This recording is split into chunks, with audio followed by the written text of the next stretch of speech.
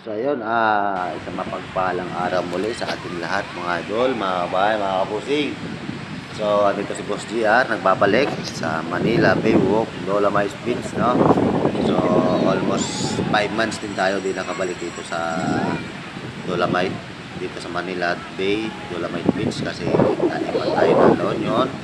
At ngayon nandito tayo sa Wakwak. So ngayon lang po uli ako nakabalik dito sa Manila Baywalk at Dolomite Beach. So sa pagbabalik ko dito mga idol ay isa lang ang masasabi ko sa inyo. Gumanda po yung ating pasyalan, tapos lumapad po siya, tapos isa pa po doon ay kita nyo naman po itong mga tao talaga naman kakakit-akit ang dami ng tao dito mga idol, no?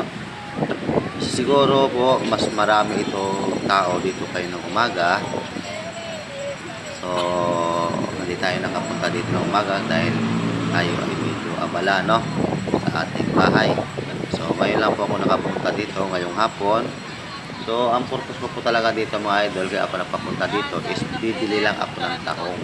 So mura ang tahong dito mga idol, 50 pesos per takal. So ang ginawa ko, dahil mura, bumili po ako ng 2 takal na tahong. Tapos naakit po ako dito sa loob ng Dolomite Beach, no? Dahil napakaraming tao mga idol. Marami, ang dami. So kung bibilangin natin mga idol ang mga tao dito is nasa almost 300 yan. Kung may lalabas po ng mga dalawang tao, so ang papalit naman po, papasok dito sa loob is nasa 5, 3, pamilya pa pong dumadating, no? Kaya masasabi ko po sa inyo na ang ganda talaga dito mga idol. Ang linis, no? Napakalinis, talagang garantisado quality ang linis dito mga idol, saka sariwang-sariwa ang hangin, no?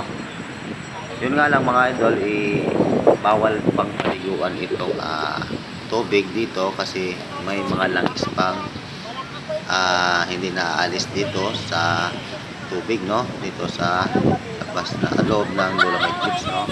So itong mga idol yung turista na labasan dito sa parang gusto ng Marcos Layas. Marcos. Layas na. Ayaw na namin talaga, grabe. Suba na kami sa iyo. Marami na pong umayaw kay Marcos. Oo. Ayaw na yun. Kaya yung mga Marcos pa rin, nakinukuha mga bangag yan, mga adik yan. Kasi tayo mga matitino, ang pinipili natin para sa ikagaganda ng gobyerno natin. Si Marcos, walang kakwenta-kwentang tao nila lang sa mundo niyan. Ginaya niya pa yung tatay niya, pareho silang dalawa. Pati yung tama sinabi ni Kari Labi na ba yan? Ano pangalan mo? Bayan? Luis niya. JR po. Si Gian. JR po. Lumakay na yung mga yan. Ano nga si Kaisla? Oo, Bago lang po ako. lumakay na kayo. Apo. Ay, bago lang pala siyang ano. Okay, support nyo si guys, si GR. GR ano? Lining po.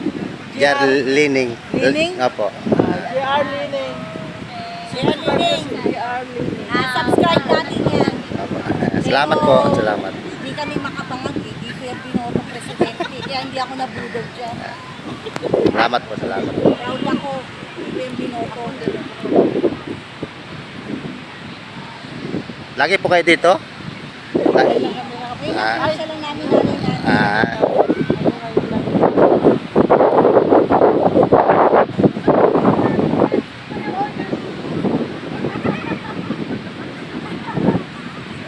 So yun mga ito, narinig naman natin yung mga sinabi nila, tila may galit sila sa ating Pangulo, no, si Bongbong Marcos, no? So pinakinggan lang natin yung kanilang hinaing. So muli mga idol, mga kabayan, nandito na muna ang ating video. Kita-kits po tayo sa Linggo. So Linggo po, nandito po ulit ako sa Linggo. Dito po maglalay po tayo dito mga idol, no?